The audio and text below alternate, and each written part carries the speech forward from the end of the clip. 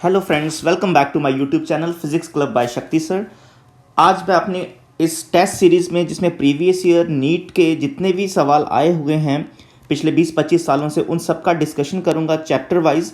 सो ये मेरा first chapter है वर्क पावर एनर्जी, उसके बाद न्यूटन लॉज, फ्रिक्शन और काइनामेटिक्स, प्रोजेक्टाइल मोशन सब लेके आऊँगा। बट शुरुआत मैं वर्क पावर और एनर्जी से कर रहा हूँ। आई होप कि ये सीरीज़ आपको पसंद आएगी, क्योंकि जो भी आपका नीट एग्ज़ाम आने वाला है 2 मंथ के बाद, उसके लिए ये बेस्ट आपकी स्ट्रेटजी रहनी चाहिए रिवीजन के लिए। सो आपकी हेल्प के लिए मैं यहाँ प्रेजेंट हूँ। मेरे बाकी भी टेस्ट सीरीज़ के अलावा जो लेक्चर्स हैं आप उन पे भी विजिट कर सकते हैं। मैं अभी वर्क पावर और एनर्जी चैप्टर को ही पढ़ा रहा हूँ अपने यूट्यूब चैनल पे।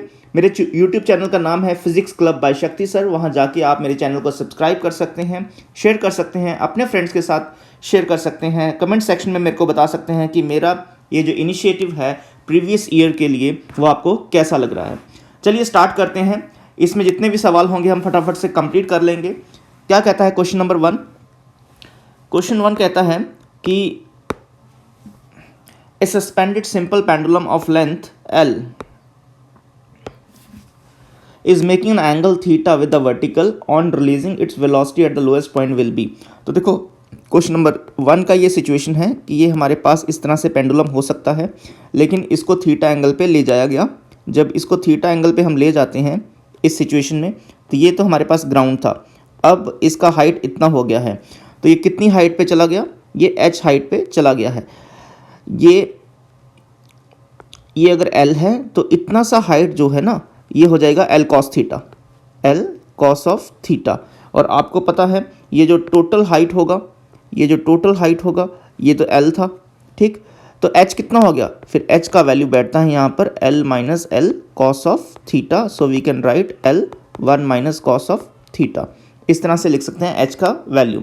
अब सिंपली हमने इन कंजर्वेशन ऑफ एनर्जी यहाँ पर लिख देना है कि आपसे वेलोसिटी पूछा जा रहा है। इसका मतलब ये हो गया कि काइनेटिक एनर्जी कितना रहा होगा? Kinetic energy is equal to 1/2 mv²। और पोटेंशियल एनर्जी, क्योंकि पोटेंशियल एनर्जी जो ए पॉइंट पे थी वही कन्वर्ट हो रही है बी पॉइंट पे काइनेटिक एनर्जी की फॉर्म में। तो ए पॉइंट की काइनेटिक एनर्जी है ए पॉइंट की पोटेंशियल एनर्जी जो लिखी जाएगी दैट इज mgh। h की वैल्यू है L 1 minus cos of theta. ये पोटेंशियल एनर्जी है ए पॉइंट की सारी पोटेंशियल एनर्जी कन्वर्ट होके बी पॉइंट पे काइनेटिक एनर्जी में कन्वर्ट हो गई है, और काइनेटिक एनर्जी है 1/2 mv²। ये इक्वेशन सबको समझ आती है। यहाँ से हम मास से मास को कैंसिल कर देंगे और v का हमारे पास रिजल्ट आ जाएगा। v can be written as 2gl 1 minus cos of theta. So this is the answer for our question first. कौन सा ऑप्शन मैच करता है आप देख लीजिए। 2gl 1 minus cos of theta, I think ये वाला हमारा ऑप्शन फर्स्ट होना चाहिए। बढ़ते हैं क्वेश्चन नंबर 2 की तरफ। क्वेश्चन नंबर 2 कहता है ए मास ऑफ 0.5 kg। तो इतना मास है हमारे पास, कितनी स्पीड से चल रहा है? 1.5 मीटर पर सेकंड की स्पीड से हॉरिजॉन्टल स्मूथ सरफेस पे चल रहा है, कोई भी फ्रिक्शन नहीं है। Collide nearly weightless spring of spring constant this much, the maximum compression in the spring would be. तो देखो इसके पास तो क्या थी? काइनेटिक एनर्जी थी। कितनी काइनेटिक एनर्जी थी? 1/2 mv²। तो जब इसके साथ टकराएगा तो आपको पता है कि ये कहीं ऐसी सिचुएशन अराइज हो जाएगी टकराने के बाद, यहाँ कहीं आ जाएगा, तो इसमें इतना कंप्रेशन आ जाएगा, x कंप्रेशन आ जाएगा। तो जब x कंप्रेस कर जाएगा तो बॉल रेस्ट पे आ जाएगी। इसका मतलब बॉल की सारी काइनेटिक एनर्जी किस में कन्वर्ट हो गई है? स्प्रिंग की पोटेंशियल एनर्जी में कन्वर्ट हो गई है। तो हम यहाँ पर इक्वेशन बैठती है 1/2 mv² इक्वल्स टू ½ kx²। इस इक्वेशन की हेल्प से हम x कैलकुलेट कर लेंगे। हाफ से हाफ कैंसिल हो जाएगा। So this is mv² divided by k root is equal to x। Values put कर देते हैं। वैल्यूज पुट करेंगे हम यहाँ पर। m की वैल्यू कितनी है? 0.5। वेलोसिटी कितना है? वेलोसिटी है 1.5² डिवाइडेड बाई k का वैल्यू है 50। ठीक, इसको जैसे ही आप सॉल्व करोगे x का वैल्यू आ जाएगा, x comes out to be 0.15 metre. This is your answer of this numerical 0.15। This is option number 4 हो जाएगा। क्लियर? चलिए क्वेश्चन नंबर 3 की तरफ बढ़ते हैं। क्वेश्चन नंबर 3 क्या कहता है? A ball of mass 2 kg and another of mass 4 kg are dropped together from 60 feet tall building. तो एक हमारे पास 60 फीट टॉल बिल्डिंग्स हैं, वहाँ पर दो मासेस ड्रॉप किए गए मतलब दोनों की इनिशियल वेलोसिटी क्या होगी, 0 होगी। एक मास 2 kg है, दूसरा मास 4 kg है। आफ्टर फॉलिंग 30 फीट टूवर्ड्स अर्थ, तो इसका मतलब कितना नीचे आ गए वो 30 फीट। तो कितनी हाइट पे हैं वो 30 फीट की हाइट पे ही हैं। तो 30 फीट जब वो एक टॉल बिल्डिंग से नीचे आते हैं, इसका मतलब क्या होगा कि उनके पास यहाँ पर जो पोटेंशियल एनर्जी थी ए और बी के पास, जब वो 30 फीट तक आते हैं तो वो potential energy which is due to this 30 feet convert हो जाती है किस में कन्वर्ट हो जाती है, काइनेटिक एनर्जी में कन्वर्ट हो जाती है। ठीक, तो इनकी काइनेटिक एनर्जीज की आपसे रेशो पूछी गई है, तो आप काइनेटिक एनर्जी की रेशो बड़े आसानी से लिख सकते हैं, K1 ratio K2 is equal to M1 GH divided by M2 GH। इस तरह से, क्योंकि जो ए की काइनेटिक एनर्जी होगी वो ए की पोटेंशियल एनर्जी पे डिपेंड करेगी, क्योंकि यहाँ पर तो उनके पास पोटेंशियल एनर्जीज थी और जितनी पोटेंशियल एनर्जी डिक्रीज़ हुई है, कितनी डिक्रीज़ हुई है, एच के बराबर। एच की वैल्यू यहाँ पर 30 आ जाएगी। जी एच से जी एच कैंसिल हो जाएगा, मासेस लिखेंगे 2/4 और आंसर आ जाएगा 1/2। 1/2 इज़ द आंसर। करेक्ट हो गया। चलिए आगे बढ़ते हैं क्वेश्चन नंबर 4 की तरफ। If force F acting on an object varies with distance x, the force is in Newton and x in meter, the work done by force in moving the object from x is equal to 0 to x is equal to 6 metre. तो इस question को कैसे solve करेंगे, चलिए उस पर ध्यान देते हैं। तो अब ये जो क्वेश्चन है ये एरिया पे डिपेंड करता है। Let's say this is area A1, this is area A2। हम सबको पता है वर्क डन जो होता है वो एरिया अंडर द कर्व होता है, तो दोनों एरिया एक्स एक्सिस से ऊपर हैं, तो ये दोनों एरिया पॉजिटिव कंसीडर होंगे। तो A1 का वैल्यू कितना आ जाएगा, स्क्वायर है तो 3 × 3 लिखा जाएगा। देखो यहाँ भी 3 है, यहाँ भी 3 है, तो लेंथ इंटू विड्थ जब करेंगे 3 × 3 आ जाएगा। A2 ट्राइंगल होगा तो हाफ बेस 3 to 6 जाएंगे तो 3 आ जाएगा, और हाइट इसकी भी 3 ही है, यह आ जाएगा 9/2 विच इज़ 4.5। करेक्ट। तो टोटल वर्क डन होगा वो इन एरियाज़ के बराबर होगा। A1 + A2 करेंगे तो 4.5 that is equals to 13.5 joule. So this is our answer. Correct. चलिए क्वेश्चन नंबर 5 की तरफ बढ़ते हैं। ए ब्लॉक का आप देख रहे हैं कि नीट का क्वेश्चन आया हुआ है और आपको ये कॉन्सेप्ट आते भी हैं और एक मिनट में ही सॉल्व हो रहे हैं।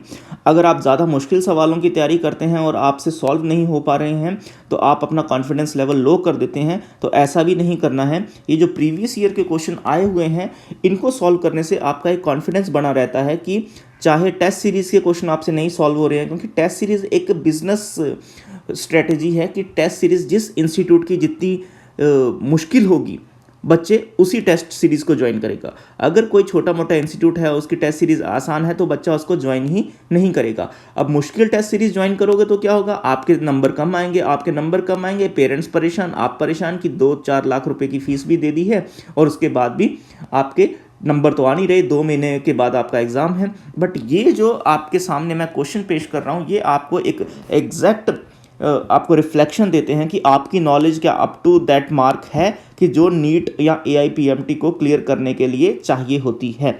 चलिए आगे बढ़ते हैं। Question number 5। A block of mass 10 kg is moving in x direction with a constant speed of 10 metre पर सेकेंड। सो इसका मतलब हमें काइनेटिक एनर्जी पता लग गई है।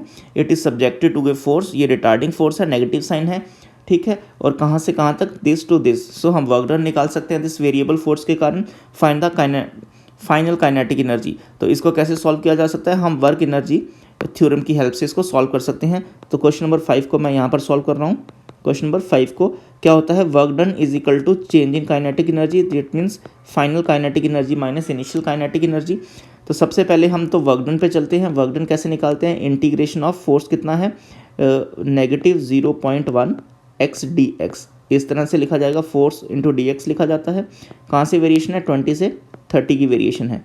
तो -0.1 x का इंटीग्रेशन हो जाएगा x²/2, ये आ जाएगा 20 से 30, ये लिखा जाएगा -0.1/2, 30 का स्क्वायर -20 का, इस तरह से लिखा जाएगा। आगे बढ़ते हैं। तो इसको लिखा जाएगा नेगेटिव 0.1 डिवाइडेड बाई 2, 3 3 ज़ा 9 और 2 2 ज़ा 4। ठीक, इसको अगर देखते हैं तो ये लिखा जाएगा नेगेटिव 1/20 और 900 माइनस 400 करते हैं तो ये आपके पास आ जाना चाहिए 500।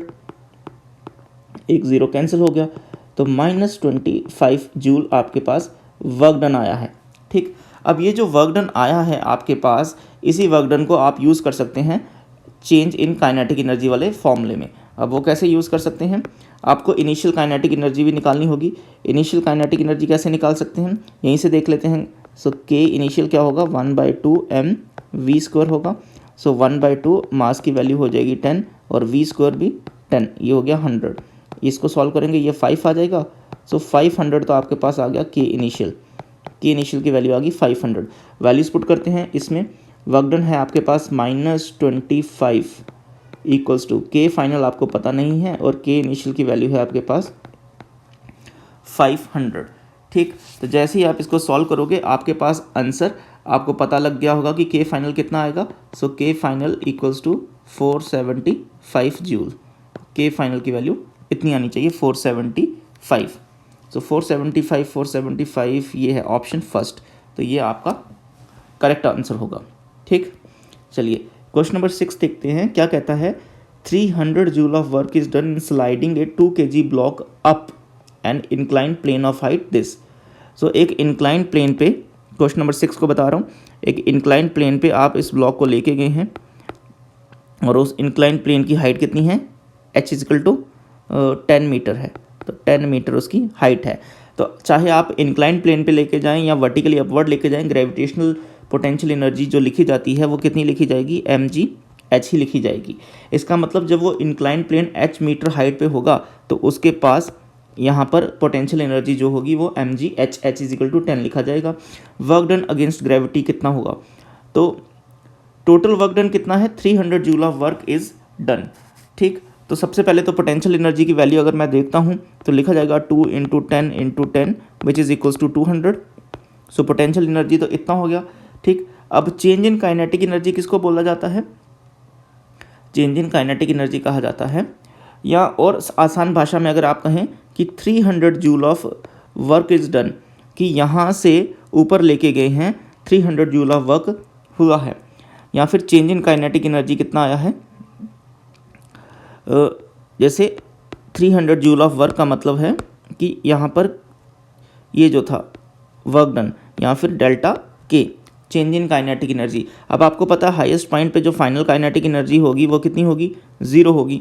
ठीक, तो इनिशियल काइनेटिक एनर्जी इसका मतलब कितनी होनी चाहिए, जो इनिशियल काइनेटिक एनर्जी होनी चाहिए, सो इनिशियल काइनेटिक एनर्जी कितनी होनी चाहिए, 300 जूल होनी चाहिए, क्योंकि फाइनल काइनेटिक एनर्जी तो 0 होगी, ब्लॉक रुक जाएगा जब, तो उसमें से अब 300 जूल में से ऊपर लेके जाया गया तो पोटेंशियल एनर्जी तो कितनी है, 200 जूल। इसका मतलब सारी की सारी काइनेटिक एनर्जी पोटेंशियल एनर्जी में कन्वर्ट नहीं हुई है। कुछ वर्क डन में लॉस हुआ है फ्रिक्शन के अगेंस्ट। सो रास्ते पे चलते चलते फ्रिक्शन के कारण जो वर्क डन हुआ वो लॉस हुआ है, तो वो कितना हुआ होगा, इस रास्ते पे चलते चलते 300 माइनस 200, क्योंकि 200 तो आपके पास है ना, जब हाइट पे पहुंच गए तो 100 कहाँ गई, 100 दैट इज़ द लॉस। तो 100 joule of work done against the friction. So आपके पास ऑप्शन सेकंड आ जाएगा। क्वेश्चन नंबर 7 देखते हैं अगर, तो कहता है a body of mass 3 kg is under a constant force which is caused by displacement s in meters and given by the relation this। सो ये आपको रिलेशन पता है डिस्प्लेसमेंट का टाइम के साथ, work done by the force in 2 seconds. Again work energy theorem पे question पूछ लिया गया है, के फाइनल माइनस के इनिशियल लिखा जाता है, हमें वर्क डन बताना है। अब देखोगे इसकी अगर मैं वेलोसिटी निकालता हूँ डिफरेंशिएट करके ds/dt करके, तो ये कितना आ जाएगा, 2t/3 इतना लिखा जाएगा। अब v इनिशियल कितना होगा, v इनिशियल होगा, अगर मैं t की वैल्यू 0 पुट करता हूँ तो 0 आ जाएगा।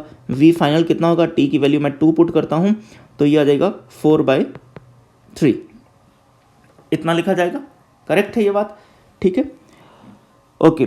तो जब आप इतनी बात लिख देते हो 4/3, अब आपके पास इतनी बात क्लियर हो गई कि काइनेटिक एनर्जी इनिशियल कितनी होनी चाहिए 0 और काइनेटिक एनर्जी फाइनल कितनी होनी चाहिए 1/2 m की वैल्यू है 3 और वेलोसिटी का स्क्वायर दैट इज़ 4/3 का स्क्वायर, इट इज़ 1/2 × 3 × 16/9। ठीक, सॉल्व कर लेते हैं इसको, ये आ जाएगा 24/9। तो 24/9 यहाँ से आपके पास रिज़ल्ट आना चाहिए। इसको अब 3 से आप सॉल्व कर सकते हैं। 3 से अगर आप सॉल्व करते हैं, 3 3 ज़ा 9 और 3 8 ज़ा 24। सो आपके पास जो फाइनली रिज़ल्ट आता है वर्क डन का, so work done is equal to के फाइनल जो आया 8/3 - 0, so this is 8/3 joule. So this is the answer of this numerical 8/3, it means it is third option। जो है क्वेश्चन नंबर 8 कहता है if vertical spring with force constant K is fixed on the table।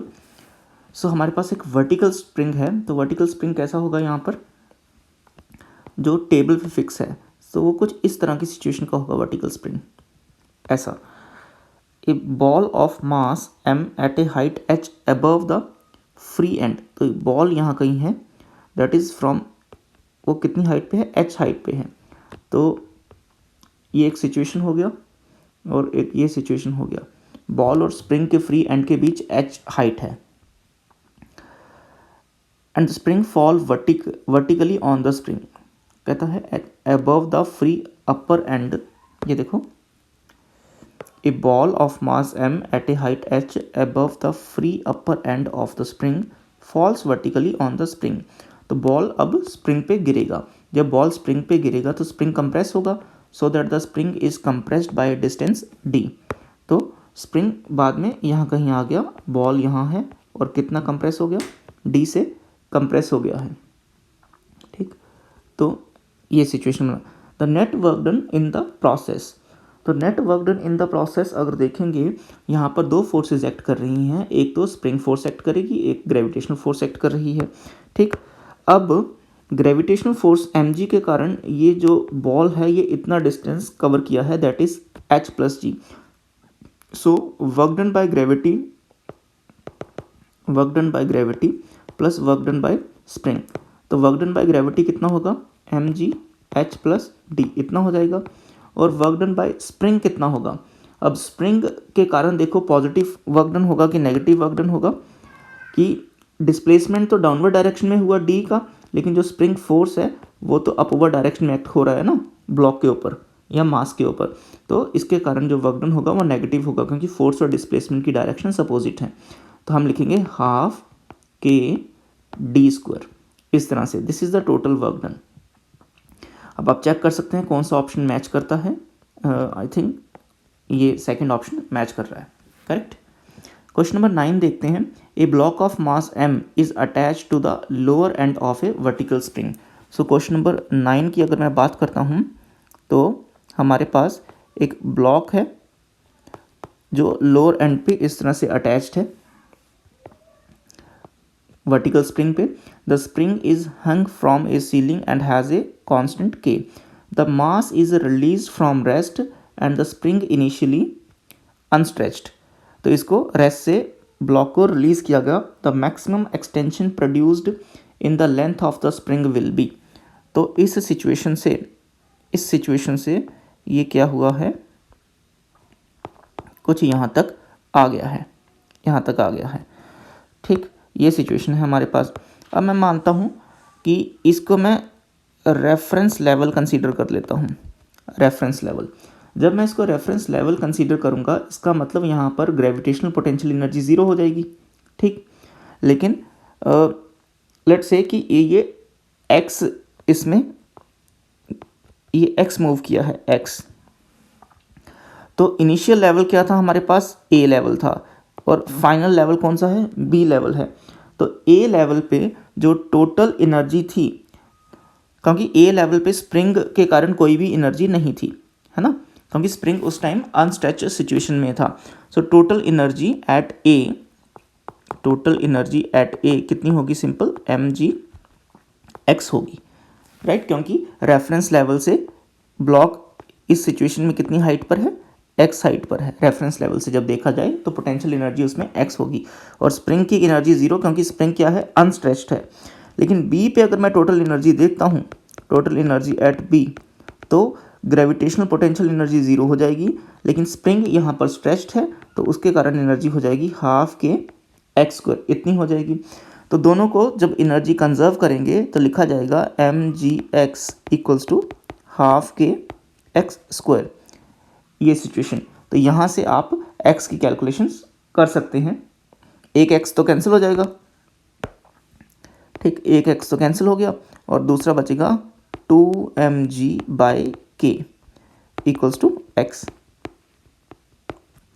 सो देखो कौन सा option है, 2mg/k third option है। This is our correct answer.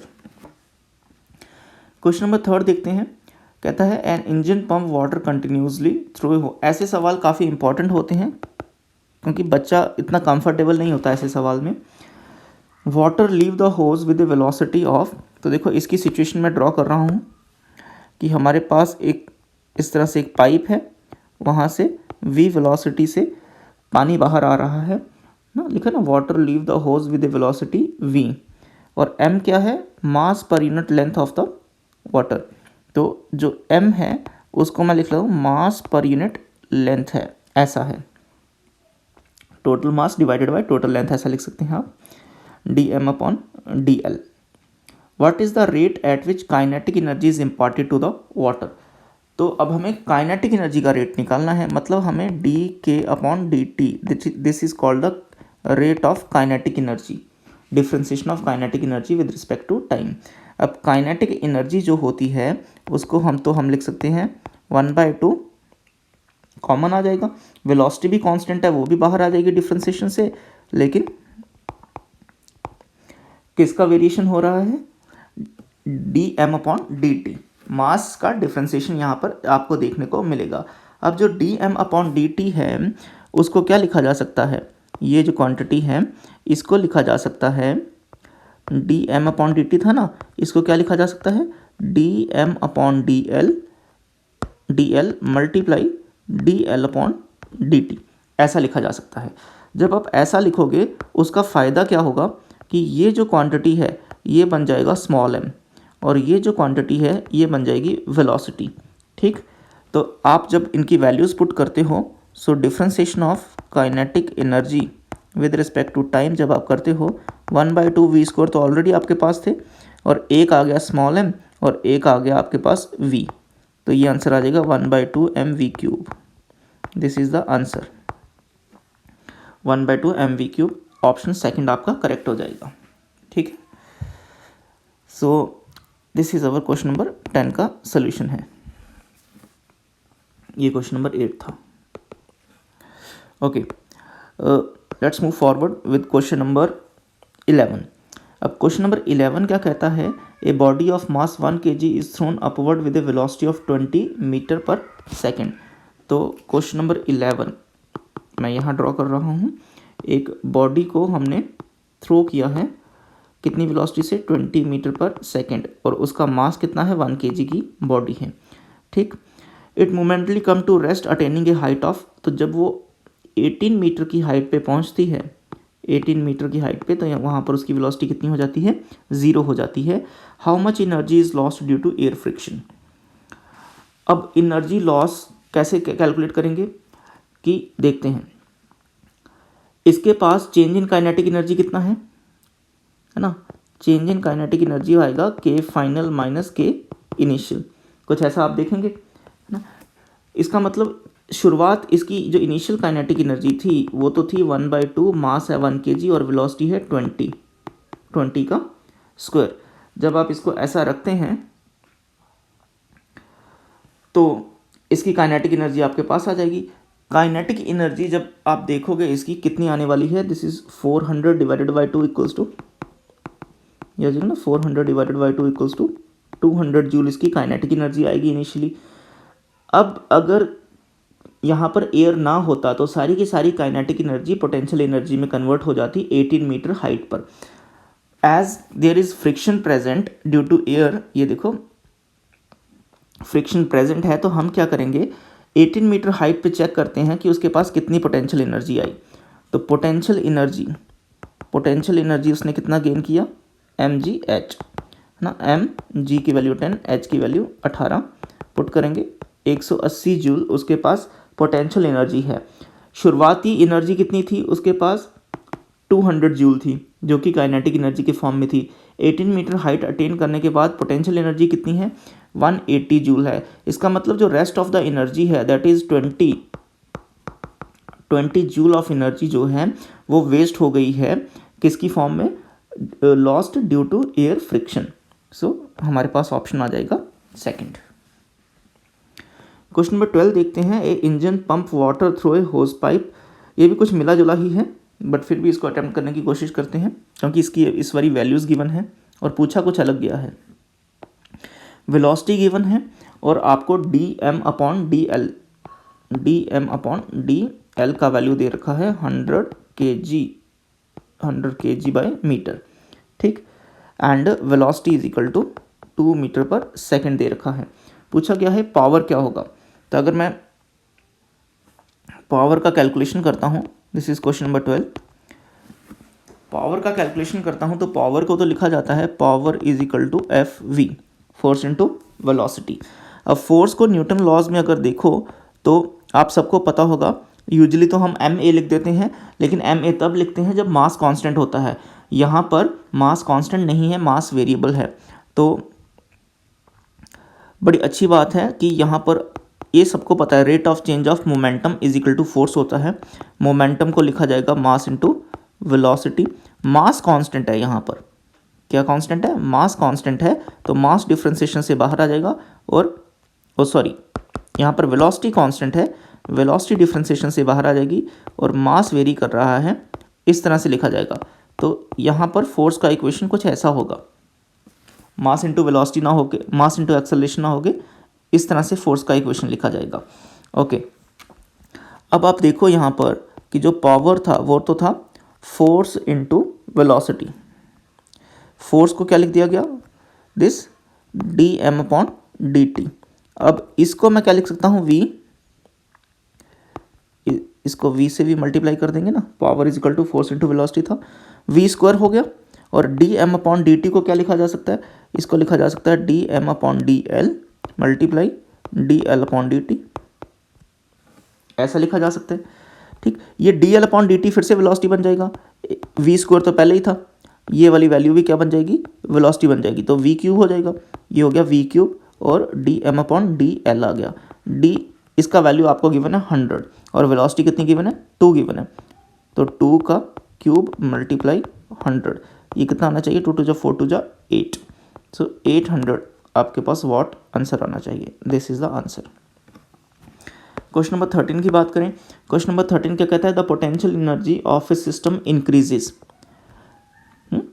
If work is done upon the system by a non conservative force, by the system against a conservative force, by the system against a non conservative force, upon the system by a conservative force। बड़ी straight forward सी line होती है कि potential energy system की increase कब होती है, जब system पे काम होता है, work done by the system against a conservative force. Conservative force पे जब हम, जैसे हमारे पास कोई चार्ज होता है, इसकी ये इलेक्ट्रिक फील्ड होती है, तो हम कोई चार्ज पार्टिकल उस इलेक्ट्रिक फील्ड की प्रेजेंस में लाने की कोशिश करते हैं, स्मॉल चार्ज पार्टिकल को, जिसको टेस्ट चार्ज भी कहा जाता है, ठीक है, ये बड़ा वाला चार्ज है। तो जब हम इस टेस्ट चार्ज पार्टिकल को बड़े वाले चार्ज की इलेक्ट्रिक फील्ड में लाने की कोशिश करते हैं, तो इलेक्ट्रिक फील्ड आपको पता है कंजर्वेटिव नेचर की होती है, लाने की कोशिश करते हैं, तो उस टाइम पे क्या होगा, उस टाइम पे वर्क डन जो होता है उस टाइम पे पोटेंशियल एनर्जी जो होती है वो इंक्रीज हो जाती है पार्टिकल की, ठीक, क्योंकि हमें पता है इन्फिनिटी पे पोटेंशियल एनर्जी जीरो, जैसे जैसे नज़दीक लाते जा रहे हैं, है ना, कंजर्वेटिव फील्ड के अगेंस्ट, तो ये पोटेंशियल एनर्जी इंक्रीज होती जा रही है। तो आपको ये स्टेटमेंट बड़ा फॉरवर्ड सा आपको याद रखना है, the potential energy of a system increases when the work is done by the system against a conservative force. Okay, question number 14 देखते हैं। A body projected vertically from the earth reaches a height equal to earth radius before returning to the earth. Okay, कि एक body है earth surface पे ऐसे, तो यहाँ से प्रोजेक्ट होती है, ऊपर से घूम के वापस अर्थ सरफेस पे आने की कोशिश कर रही है ऐसे, returning to the earth. The power exerted by the gravitational force is greatest. कहाँ पर होगा? अब सबको पता है power is equal to force into velocity होता है। फोर्स तो यूजुअली आप लिखोगे mg, ठीक, लेकिन वेलोसिटी ज़्यादा कहाँ होगा? तो वेलोसिटी कब होगा? जब ये वापस घूम के आएगा at the highest point of the journey में, तो वेलोसिटी ज़ीरो हो जाएगा। यहाँ पे तो वेलोसिटी की वैल्यू क्या हो जाएगी? ज़ीरो हो जाएगी। At the instant just before the body hit the earth.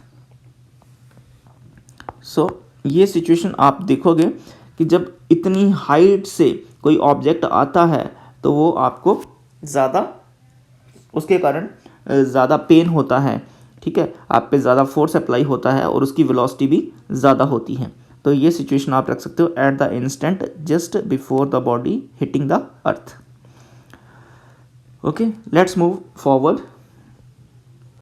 All right students, so अब हम क्वेश्चन नंबर 15 देखते हैं। क्वेश्चन नंबर 15 की डिस्कशन कैसे होगी? कहता है कि force F on a particle moving in straight line varies with distance d as shown in figure. The work done on the particle during its displacement of 12 metre. So 12 metre यहाँ पर है। इस पूरा वर्क डन कितना हुआ during its displacement? तो आपको देखना है कि फोर्स और डिस्प्लेसमेंट टाइम ग्राफ है। फोर्स और डिस्प्लेसमेंट टाइम ग्राफ में अगर वर्क डन कैलकुलेट करना होता है तो हम एरिया कैलकुलेट करते हैं। तो देखो ये वाला एरिया इसमें कैलकुलेट किया जाएगा, ये वाला एरिया। मैं इसको शेड करके दिखा देता हूँ कि ये जो एरिया होगा ये हमने कैलकुलेट करना है। इसमें क्या है, आप कह सकते हो ये रोम्बस है या एक रेक्टेंगल प्लस ट्राइंगल है। तो अगर मैं रेक्टेंगल प्लस ट्राइंगल कंसीडर करूँ तो रेक्टेंगल हो जाएगा 7 - 3 = 4 एंड विड्थ हो जाएगी 2। ये रेक्टेंगल का एरिया हो जाएगा प्लस ट्राइंगल का एरिया हो जाएगा हाफ, बेस हो जाएगा उसका 12 - 7 that is 5 and height again 2। So it comes out to be 8 + 2 से 2 कैंसिल हो गया 5, it is 13 joule. So this is the answer, option 4 आ जाएगा इसका। ठीक है, करेक्ट हो गया। क्वेश्चन नंबर 15 हो गया। क्वेश्चन नंबर 16 देखते हैं, 2012 में पूछा गया है। कहता है the potential energy of a particle in a force field is U = A/r² - B/r, where A and B are positive constants and r is the distance of the particle from the center of the field. For stable equilibrium, the distance of the particle is. So again for stable equilibrium के लिए क्या होता है? Force is equal to 0 और हमें पता है force लिखा जाता है -du/dr। अगर फोर्स इज इक्वल टू 0 इसका मतलब du/dr भी क्या होना चाहिए? 0 होना चाहिए। सो क्वेश्चन नंबर 16 का जो सोल्यूशन है वो मैं यहाँ कर रहा हूँ कि पोटेंशियल का डिफ्रेंसिएशन मुझे 0 पुट करना है। सो पोटेंशियल है मेरे पास A/r² - B/r इस तरह से, और इसको 0 पुट करना है। A डिफ्रेंसिएशन के बाहर आ जाएगा because A is constant. So differentiation सिर्फ किसका होगा? 1/r² का। फिर माइनस लिखा जाएगा, B लिखा जाएगा, और अगेन डिफ्रेंसिएशन किसका होगा? 1/r का इक्वल्स टू 0। A आ गया। 1/r² का डिफ्रेंसिएशन कितना होता है? -2/r³ नेगेटिव B, और 1/r का डिफ्रेंसिएशन होगा -1/r² इक्वल्स टू 0। ठीक, अब इसको कैसे हम देख सकते हैं कि ये नेगेटिव और नेगेटिव पॉजिटिव हो जाएंगे, ये वाला नेगेटिव और ये वाला नेगेटिव मिलके पॉजिटिव हो जाएंगे, ये वाली टर्म पॉजिटिव हो जाएगी, ये वाली टर्म नेगेटिव होगी, तो इसको इज इक्वल टू के दूसरी तरफ मैं लेके आ रहा हूँ। तो ये हो जाएगा B/r² इक्वल्स टू 2A/r³। एक तरफ r² है, एक तरफ r³ है, ये टर्म्स कैंसिल हो जाएंगी, एक r बचेगा। तो r का वैल्यू कितना आना चाहिए? r equals to 2A/b। इतना आपका आंसर आना चाहिए। 2A/b is the fourth option. तो हमारा फोर्थ ऑप्शन करेक्ट होगा क्वेश्चन नंबर 16 में। क्वेश्चन नंबर 17 की बात करते हैं। क्वेश्चन नंबर 17 कहता है a car of mass m starts from rest and accelerate so that the instantaneous power delivered to the car has a constant magnitude of P0। The instantaneous velocity of the car is proportional to. तो velocity की proportionality बतानी है कि क्या होगी। अब velocity की proportionality बताने के लिए देखो यहाँ पर मुझे वेलोसिटी की प्रोपोर्शनलिटी बतानी है, तो इसको मैं क्वेश्चन नंबर मुझे 17 अटेम्प्ट करना है। तो this is our question number 17। Question number 17 क्या कहता है, a car of mass m starts from rest. ठीक, तो हमें पता है जो पावर लिखा जाता है, पावर लिखा जाता है FV, ऐसे लिखा जाता है पावर। ठीक, तो अब पावर को मैं लिख सकता हूँ, फोर्स है, फोर्स को लिखा जाता है मास इंटू एक्सेलरेशन, एक्सेलरेशन मतलब dv/dt, ये फोर्स हो गया, मल्टीप्लाई v, ऐसा लिख सकते हैं हम सब। ठीक, अब आपको v भी दिखाई दे रहा होगा, ये v है और ये dv है, ये इंटीग्रल की फॉर्म बन रही है, तो इधर हो जाएगा p/m dt is equal to v dv, इस तरह से ना। इंटीग्रेट बोथ साइड कर देते हैं, जब आप इंटीग्रेट बोथ साइड करोगे तो ये आ जाएगा p/mt is equal to v²/2। यहाँ से v² जो होगा that is directly proportional to t and v is proportional to root of t। तो आपका ऑप्शन देख लो कौन सा है, फोर्थ ऑप्शन बैठता है। So this is the answer of this numerical. Clear हो गया सबको? ठीक है, क्वेश्चन नंबर 18 देखते हैं। आपने लिख लिया, इसको नोट कर लीजिए, बिकॉज मेरे पास स्पेस नहीं था, इसलिए ये अभी इसको तो या तो मैं मूव कर दूं साइड पे, या फिर इसको डिलीट कर सकता हूँ, दो ही ऑप्शन है मेरे पास अब। तो ये क्वेश्चन नंबर 17 मैंने साइड पे कर दिया है। क्वेश्चन नंबर 18 देखते हैं हम, क्या आंसर आया है, ये आंसर आया है। क्वेश्चन नंबर 18 कहता है a uniform force 3i cap plus j cap newton act on a particle of mass 2 kg, correct. Hence the particle is displaced from position this to this, the work done by the force. बहुत ही basic सा numerical पूछ लिया गया है ना, तो हमें ये सवाल आना चाहिए कि कैसे सॉल्व किया जाता है। बहुत ही आसान सवाल होता है, देखो कैसे सॉल्व होगा।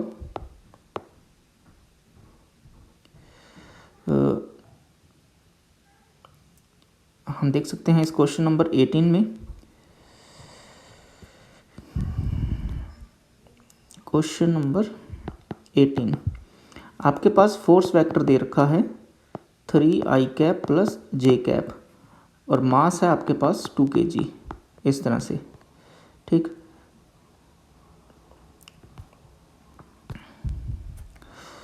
और आपके पास डिस्प्लेसमेंट दे रखा है आपको r1 वेक्टर जो है that is 2i cap plus 0j cap plus k cap, कुछ ऐसा है।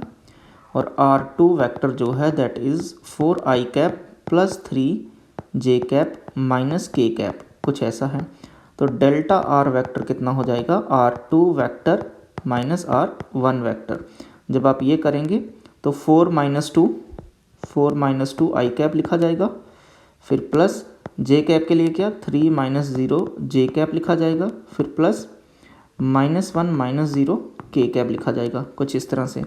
तो डेल्टा r वेक्टर जो होगा वो कितना आ जाएगा 2i cap plus 3j cap minus k cap, ये आ जाएगा। ठीक है, फोर्स वेक्टर भी था हमारे पास ये। तो अब हम वर्क डन निकाल रहे हैं, तो वर्क डन क्या होगा F डॉट डेल्टा r। तो चलिए कर लेते हैं, ये हो जाएगा 3i cap plus j cap और डॉट प्रोडक्ट करेंगे 2i cap plus 3j cap minus k cap, इस तरह से। अब i कैप वाला होगा तो 3 मल्टीप्लाई ये इससे जाएगा, 3 मल्टीप्लाई 2 6 आना चाहिए, फिर प्लस फिर j कैप वाला j कैप से करेगा, यहाँ 1 है, 1 multiply 3 equals to 3, k cap इस केस में तो 0 है, 0 मल्टीप्लाई k कैप करेंगे तो 0 आ जाएगा। So it's comes out to be 9 joule. So this is our answer of question number 18। तो 9 जूल क्वेश्चन नंबर 18, तो सेकंड आंसर हो जाएगा हमारा। करेक्ट है, सबको समझ आ गया?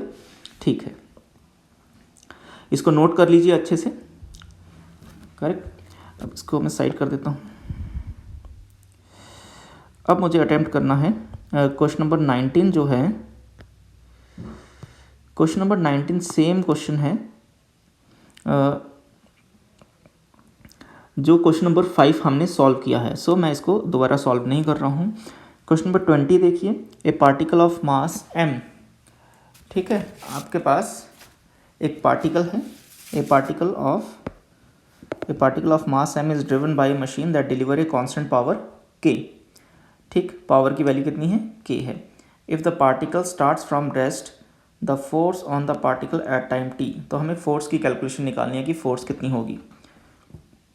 आपको क्या क्या गिवन है, बस पावर के बारे में बताया गया है और कुछ आपको नहीं बताया गया है ना, और t टाइम पे बताना है कि फोर्स कितनी होगी। तो बहुत ही इम्पॉर्टेंट सवाल है ये, बहुत ही इम्पॉर्टेंट सवाल है, क्योंकि ऐसा सवाल कभी कभी ही सॉल्व करने का मौका मिलता है, तो मैं उसको आपके सामने रख रहा हूँ। तो देखो क्वेश्चन नंबर क्या था हमारे पास, क्वेश्चन नंबर था ये यस क्वेश्चन नंबर 20। देखो क्वेश्चन नंबर 20 कैसे सॉल्व करना है। Question number 20 solution. अब क्वेश्चन नंबर 20 में हमें पावर दिया गया है k की फॉर्म में, बट हम क्या क्या बातें जानते हैं वो मैं बातें सारी यहाँ पर लिख रहा हूँ। क्या क्या बातें जानते हैं, एक तो ये बात जानते हैं power is equal to force into velocity होता है, ठीक, और इसको लिखा जा सकता है mass into acceleration into velocity. अब पावर को k लिखा गया है क्वेश्चन में, तो मैं लिख रहा हूँ k। अब एम वी लिख दिया, और एक्सेलरेशन को लिखा जा सकता है d v upon d t. इतनी बातें सबको क्लियर हो गई, ठीक। अब v और डी वी दिख रहा है सबको, इसका मतलब ये इंटीग्रल फॉर्म बनने वाली है, तो ये कैसा बन जाएगा, ये आ जाएगा k by m d t is equal to v d v. अब इंटीग्रल फॉर्म बन गया है, इसको दोनों तरफ क्या कर सकते हैं, हम इसको इंटीग्रल कर सकते हैं। जैसे ही हम इसको इंटीग्रल करेंगे तो ये क्या आना चाहिए, k by m t is equal to v square by 2, कुछ ऐसा आ जाएगा। अब v का वैल्यू यहाँ से कितना आ जाएगा, जब आप v देखोगे तो v यहाँ पे आना चाहिए 2k t बाई m, ये हो गया velocity. This is let's say our equation number 1। So acceleration जो होता है वो तो होता है d v upon d t. इसका मतलब अगर मैं इसको डिफ्रेंशिएट करता हूँ तो मुझे एक्सेलरेशन मिलेगा। तो इसमें जो डिफ्रेंशिएशन करने वाला टर्म है वो सिर्फ t ही है, 2k अपॉन m तो कांस्टेंट है, तो उनको मैं डिफ्रेंशिएशन से बाहर लिख रहा हूँ। 2k बाई m तो डिफ्रेंशिएशन से बाहर आ जाएंगे, सिर्फ डिफ्रेंशिएशन किसका हो रहा है, t की पावर 1/2 का डिफ्रेंशिएशन हो रहा है। तो जब मैं इसका डिफ्रेंशिएशन करूँगा nx n-1 की हेल्प से, तो एक्सेलरेशन कितना आ जाएगा, root of 2k by m, ये हो गया n t, n-1 करेंगे तो कुछ ऐसा आएगा। सो एक्सेलरेशन का प्यारा सा रिजल्ट आ जाता है आपके पास 1/2 under root of 2k by m t. ये आपके पास इक्वेशन नंबर 2 आ गया, एक्सेलरेशन पता लग गया। देयर फोर्स लिखा जा सकता है, force is equal to mass into acceleration. Mass को मल्टीप्लाई कर दो और एक्सेलरेशन को मल्टीप्लाई कर दो, 2k बाई एम टी। अब 2, ये जो m/2 है ना, ये जो m/2 इसको मैं रूट के अंदर लेके जा रहा हूँ। जब मैं इसको रूट के अंदर लेके जाता हूँ तो फोर्स कैसा दिखाई देगा, फोर्स कुछ ऐसा दिखाई देगा, ये हो जाएगा m² by 4 2k by m T, कुछ ऐसा दिखाई देगा। अब देखो क्या क्या कैंसिल हो सकता है, एक m वाली टर्म कैंसिल होगी और एक ये 2 कैंसिल हो गया, तो हमारे पास फोर्स जो है वो आ जाएगा root of m k upon 2t। तो देखो ये t है फोर्स, अगर मैं देखूं तो t के कैसे आ रहा है, कौन सा ऑप्शन बैठ रहा है, फोर्थ ऑप्शन बैठ रहा है। इस तरह से मैं फोर्थ ऑप्शन की तरह लिख रहा हूँ उसको, m/2 और t जो है उसकी power negative of, this is fourth option, this is the answer of the numerical. Clear होगा सबको, ठीक है। ये क्वेश्चन नंबर 20 था।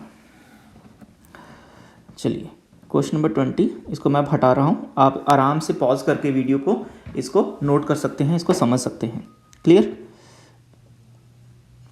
अब क्वेश्चन नंबर 21 देखते हैं कि क्वेश्चन नंबर 21 कैसे हम सॉल्व कर सकते हैं। क्वेश्चन नंबर 21 जो है, अगेन यहाँ मैं इसको रख रहा हूँ। क्वेश्चन नंबर 21,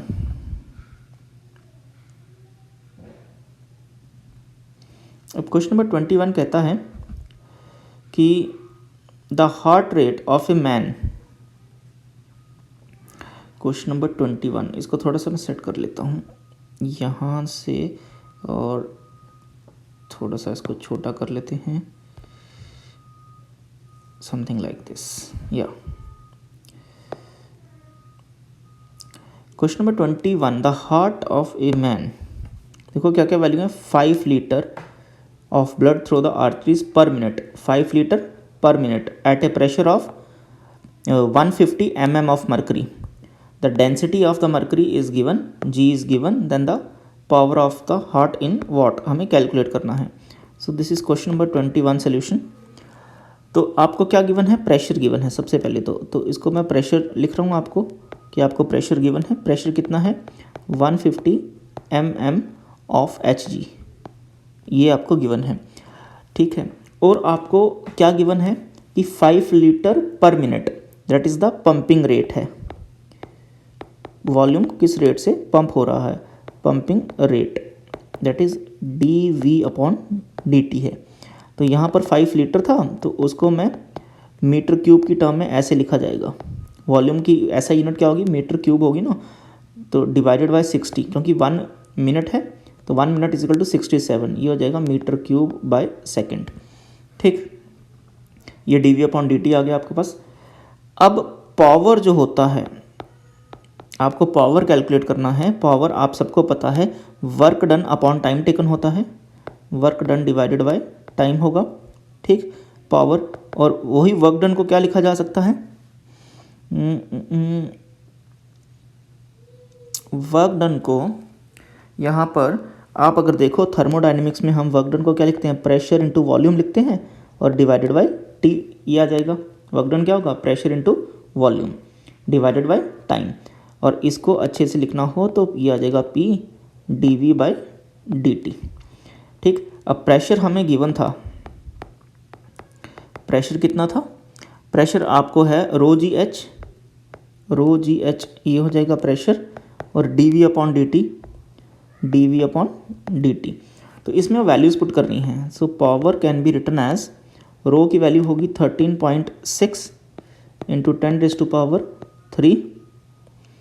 रो, जी की वैल्यू 10 और एच की वैल्यू कितनी है, कितनी हाइट, यस 150 mm, तो 150 mm जो है इसको मैं मीटर में अगर लिखूंगा तो 150 डिवाइडेड बाय 1000 लिखा जाएगा, इसका मतलब 0.15 लिखा जाएगा, ठीक। तो ये आ जाएगा 0.15, ये हो गया। और dV/dt को आपने पहले लिखा हुआ है 5 इंटू 10⁻³ डिवाइडेड बाय 60, ऐसे। तो इस इक्वेशन को, इस वैल्यू को आपको सॉल्व करना है, आपको जो फाइनल आंसर मिलेगा that is 1.7 watt. This is your final answer. So अब देख लो ये ऑप्शन सेकंड बैठता है। क्लियर होगी बात, चलिए अब ये बात तो क्लियर हो गई। अब देखते हैं क्वेश्चन नंबर 22। क्वेश्चन नंबर 22 कैसे सॉल्व करेंगे। अब जो क्वेश्चन नंबर 22 है, क्वेश्चन नंबर 22 को रीड कर लेते हैं। कहता है, a boy of mass 50 kg jump to a height of 0.8 metre from the ground, then momentum transferred by the ground to the boy is. तो उसने 0.8 मीटर तक जंप किया है तो उसको कितना मोमेंटम ट्रांसफ़र होगा। क्वेश्चन नंबर 22 को मैं सॉल्व कर रहा हूँ यहाँ पर। क्वेश्चन नंबर 22 को सॉल्व कर रहा हूँ। 22 के लिए देखो क्या कहता है कि ये अगर ये हमारे पास ग्राउंड है तो एक बॉय ने यहाँ से जंप किया है यहाँ तक, तो उस हाइट कितनी हो गई 0.8 मीटर, इतना हाइट किया है उसने। तो इसके पास शुरुआत में तो काइनेटिक एनर्जी थी, यहाँ पर काइनेटिक एनर्जी की हेल्प से ये आगे बढ़ा था, तो ये होगी काइनेटिक एनर्जी। और जब हाईएस्ट पॉइंट पे पहुंचा तो उसके पास वही काइनेटिक एनर्जी किस फॉर्म में थी, पोटेंशियल एनर्जी में। और पोटेंशियल एनर्जी क्या लिखी जाती है, mg, h लिखा जाता है। मास कितना है 50, g लिख रहा हूँ 10 और h कितना है 0.8 मतलब 8/10। 10 से 10 कैंसिल हो गए, 8 5 40, ये आ गया 400 जूल पोटेंशियल एनर्जी आ गई इसके पास। क्लियर हो गया। ये जो पोटेंशियल एनर्जी इसके पास आई है हाईएस्ट पॉइंट पे, ये किसने प्रोवाइड की? काइनेटिक एनर्जी ने प्रोवाइड की। इसका मतलब स्टार्टिंग में जो काइनेटिक एनर्जी थी, इनिशियल यहाँ पर जो काइनेटिक एनर्जी थी, सारी की सारी काइनेटिक एनर्जी पोटेंशियल एनर्जी में कन्वर्ट हो गई है। पोटेंशियल एनर्जी अगर 400 है तो इसका मतलब शुरुआत में काइनेटिक एनर्जी भी कितनी होनी चाहिए? 400 ही होनी चाहिए। ओके, सो यहाँ से 1/2 mv² equals to kinetic energy मैंने 400 लिख दी है। ठीक, अब v² का जो वैल्यू आएगा that is 400 × 2 divided by mass. Mass कितना आ गया? 50 आ गया। एक ज़ीरो कैंसिल हो गया, 5 8 ज़ा 40 हो गया, ये आ गया 16। तो v कितना आ गया? 4 मीटर पर सेकेंड। ये आ गया वेलोसिटी। अब हमें वेलोसिटी पता लग गया है तो देयरफॉर मोमेंटम कितना हो जाएगा? मोमेंटम का फॉर्मूला सबको पता होता है, momentum is equal to mv। Mass है 50 और वेलोसिटी आई 4, तो ये हो जाएगा 200 किलोग्राम मीटर पर second. So this is our answer of this numerical part B. ये करेक्ट हो गया।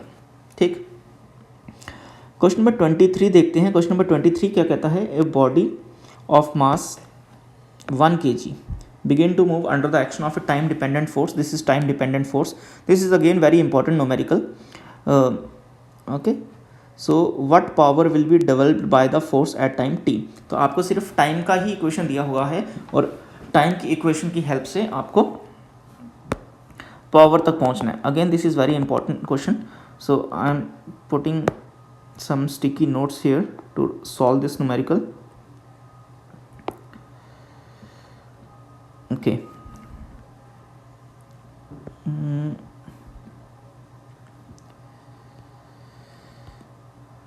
okay, question number 23. Okay, here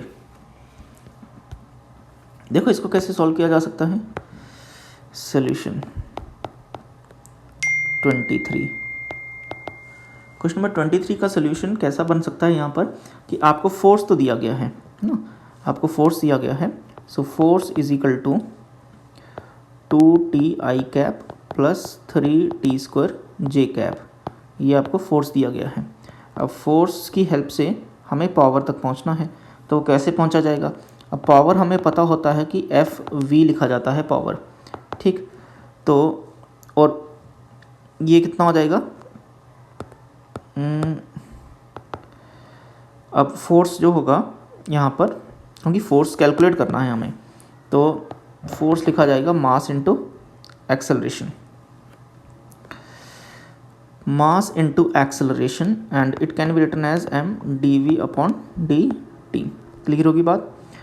अब देखो dt आ गया और फोर्स टाइम का ही फंक्शन है, तो इसका मतलब मैं एक तरफ फोर्स लिखूंगा that is 2ti plus 3t² j, ये मैंने फोर्स लिख दिया, और इधर आ गया dt इक्वल्स टू mdv, कुछ ऐसा आ गया।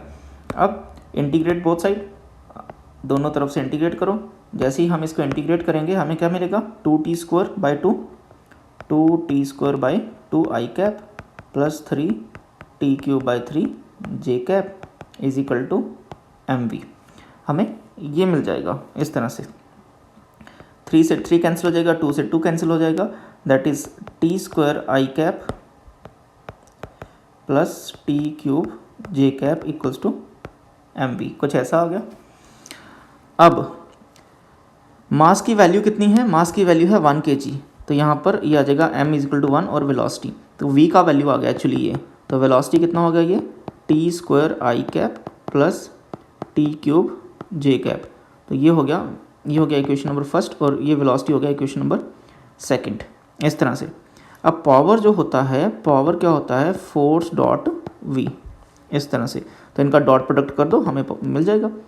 तो 2ti प्लस 3t² j हो गया, और डॉट प्रोडक्ट क्या करना है? वेलोसिटी को t² प्लस t³ j, इस तरह से आप इनका डॉट प्रोडक्ट करेंगे तो आपको आंसर पता लग जाएगा। यहाँ पर it is comes out to be 2t³ plus 3t5। So this is the final answer of this numerical. अब देख लो, ये एक ऑप्शन नंबर 4 बैठता है, ऑप्शन नंबर 4। इस तरह से इस क्वेश्चन को सॉल्व किया जाएगा, क्वेश्चन नंबर 23 को। Correct? Okay. Now question number 4 देखते हैं। क्वेश्चन नंबर 24 देखते हैं। क्वेश्चन नंबर 24 क्या कहता है, a particle move from this position to this position when a force of this is applied, how much work. तो अभी अभी हमने ऐसा सवाल किया है ना, ऐसा क्वेश्चन अभी अभी हमने अटेम्प्ट किया है। आई थिंक क्वेश्चन नंबर 18 था वो, या क्वेश्चन नंबर 18 था कि जब हमें पोजीशन वेक्टर्स दिए गए हैं और फोर्स दी गई है, तो आप उसी पैटर्न पे इस क्वेश्चन को भी सॉल्व कर सकते हैं। क्वेश्चन नंबर 24 को आप सॉल्व कर सकते हैं। क्वेश्चन नंबर 24 का जो आंसर आएगा दैट इज़ 5 जूल आएगा, वो मैं आपको बता देता हूँ सो दैट कि अगर आप जब सॉल्व करें तो आपको आंसर पता हो कि आंसर क्या है इसका। ठीक, अब क्वेश्चन नंबर 25 देखते हैं। 25 अगेन इज़ वेरी इंपॉर्टेंट सवाल। क्वेश्चन नंबर 25 देखो क्या कहता है, consider a drop of rain water having mass 1 gram falling from a height of 1 kilometer. It hits the ground with a speed of this much and this is the acceleration of g. Work done by the gravitational force and the resistive force of air r. तो हमें दोनों के कारण work done निकालना है। अब क्या कहता है क्वेश्चन नंबर 25 में 1 किलोमीटर की हाइट से वो गिरा है। कितनी स्पीड से गिरा है, इतनी स्पीड से गिरा है। तो इसको देख लेते हैं, कैसे देखेंगे इसको। सो क्वेश्चन नंबर ये question number 25।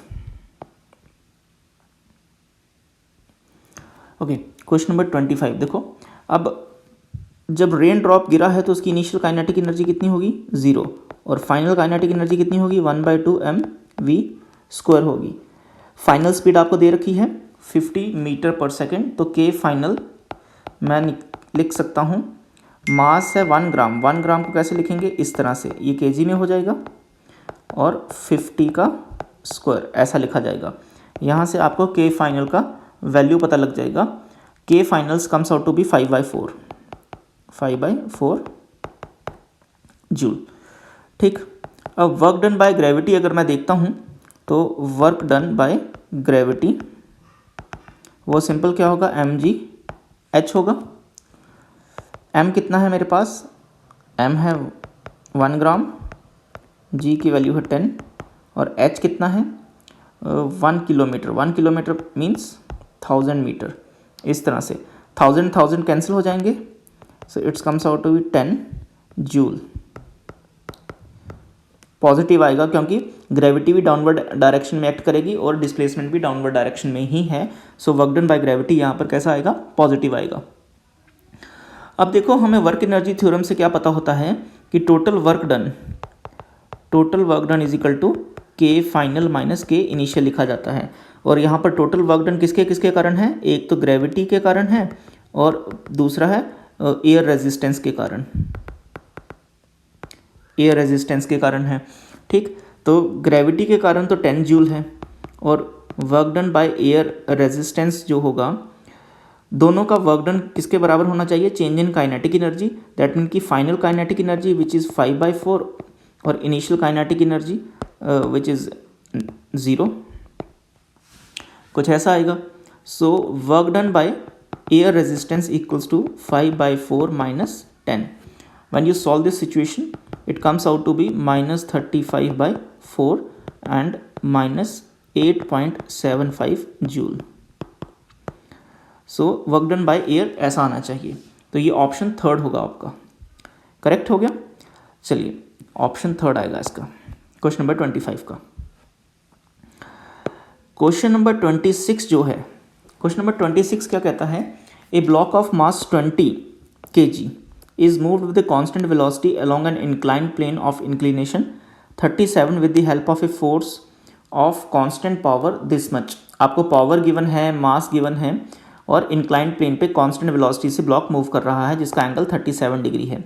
If the coefficient of kinetic friction between the block and the surface is this, then what fraction of power is used?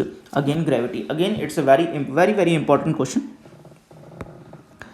ये जो क्वेश्चन है आप इसको याद कर सकते हैं। याद कहने का मतलब है कि इसको बहुत बारी रिवाइज करना आपको पड़ेगा, सो दैट कि ये कॉन्सेप्ट इतना कॉमन कॉन्सेप्ट नहीं है, इतना कॉमन न्यूमेरिकल नहीं है, तो इसको आपको बहुत बारी अपनी आंखों से, अपने दिमाग से गुजारना पड़ेगा। चलिए देखते हैं इसको कैसे अटेम्प्ट किया जा सकता है। क्वेश्चन नंबर 26 को देखिए। क्वेश्चन नंबर 26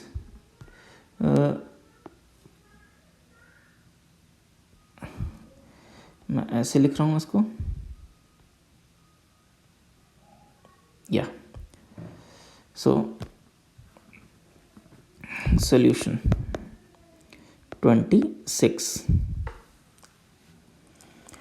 चलिए, तो इसमें जो बातें हैं वो ये हैं कि एक इंक्लाइंड प्लेन है हमारे पास 37 डिग्री का, उस पर एक ब्लॉक रखा गया है। तो इंक्लाइंड प्लेन बना लेते हैं, उस पर एक ब्लॉक रखा गया है वो भी बना लेते हैं। तो जो ब्लॉक रखा गया है, थोड़ा सा टेढ़ा रखा गया है ब्लॉक, इसको हम फिर से सही करते हैं इसको, यस। चलिए, अब ये जो ब्लॉक है, इस ब्लॉक को कांस्टेंट वेलोसिटी से ऊपर ले जाया गया, ठीक है। इसका मतलब ऊपर जा रहा है तो इसके ऊपर एक कांस्टेंट फोर्स इस डायरेक्शन में लग रही होगी, तभी तो पावर भी इसी डायरेक्शन में लग रही होगी ना। और डाउनवर्ड डायरेक्शन में फिर कौन सी फोर्स लगेगी, mg sin थीटा लगेगा, और फ्रिक्शन भी इसी डायरेक्शन में लगेगी। इस डायरेक्शन में नॉर्मल लगेगा और दूसरी अपोजिट डायरेक्शन में mg cos of theta act करेगा। ये फ्री बॉडी डायग्राम हो जाएगा इस ब्लॉक का, ये जो ब्लॉक रखा गया है, ठीक। अब आप देखो ये 37 डिग्री पे है, तो ये कांस्टेंट वेलोसिटी से जा रहा है, इसका मतलब इसकी एक्सेलरेशन 0 है। ये इस डायरेक्शन में कांस्टेंट वेलोसिटी से जा रहा है। It means that total upward force equals to total downward force. अब डाउनवर्ड फोर्स जो अलोंग द इंक्लाइंड सरफेस है वो कौन सी है, एक तो फ्रिक्शन है, एक है mg sin थीटा। इन दोनों का सम किसके बराबर होना चाहिए, ये जो अप्लाइड फोर्स है इसके बराबर होना चाहिए, तभी तो ये कांस्टेंट वेलोसिटी से मूव करेगा। चलिए, ये बात जैसे ही हमें समझ आती है हम लिख लेंगे, क्या लिखेंगे, F equals to mg sin of theta plus friction. Friction क्या होगा यहाँ पर, mu mg cos of theta होगा, ऐसा लिखा जाएगा। हम इनकी वैल्यूज़ पुट कर देते हैं आप सारी। मास कितना है मेरे पास, मास है 20, g मेरे पास 10 है, साइन ऑफ 37 डिग्री कितना होता है 3/5, मैंने 3/5 लिख दिया, प्लस म्यू की वैल्यू है 0.25 विच इज़ इक्वल्स टू 1/4। मास 20 हो गया, g 10 हो गया, कॉस ऑफ 37 डिग्री कितना होता है 4/5। जब इनको मैं सॉल्व करता हूँ तो ये मेरे पास आएगा 120 plus 40 which equals to 160 newton, इतना, ठीक।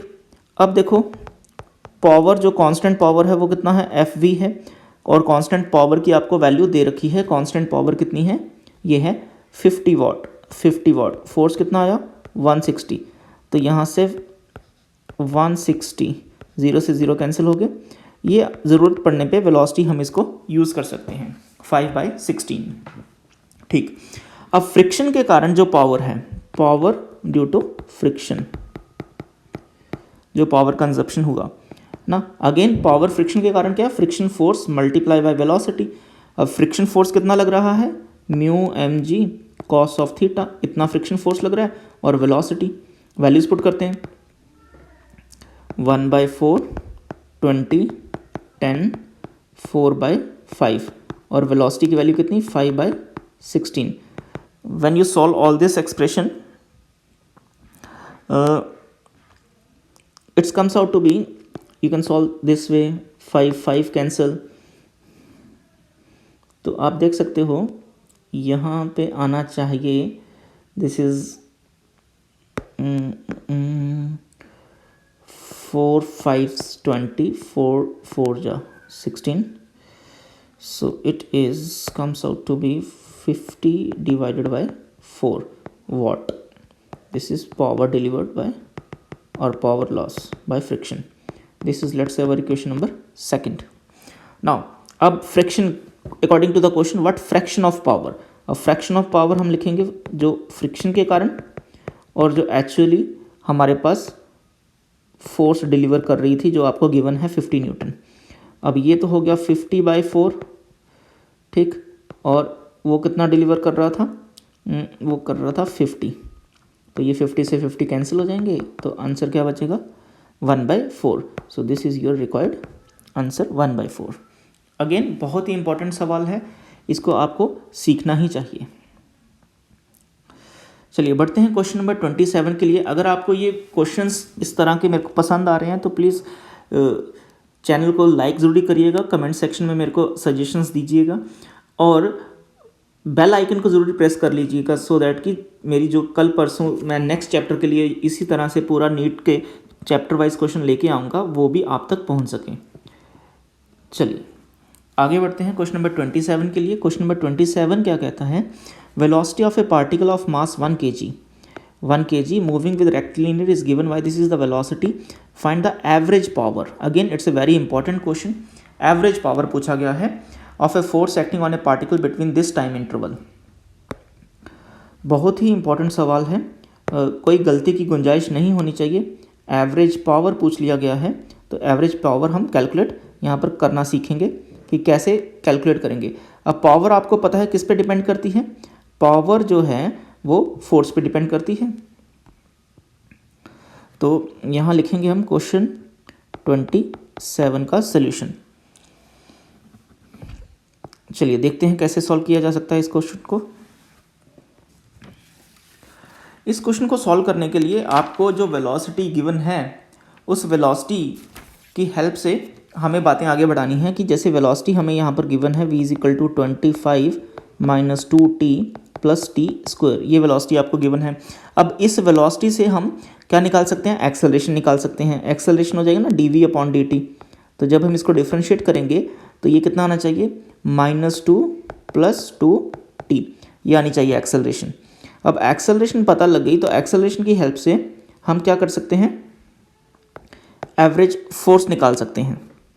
आप ध्यान से अगर आप देखोगे हमें एक्सेलरेशन पता लग गया, या फिर अगर ऐसा ना करके हमारे पास अटेम्प्ट देखो क्या है, हमें एवरेज पावर निकालना है। वो कैसे निकालेंगे, एवरेज फोर्स एंड ΔX/ΔT, क्योंकि ये एवरेज वेलोसिटी के बराबर होगा ना, ΔX/ΔT एवरेज वेलोसिटी का फॉर्मूला होता है, और एवरेज फोर्स।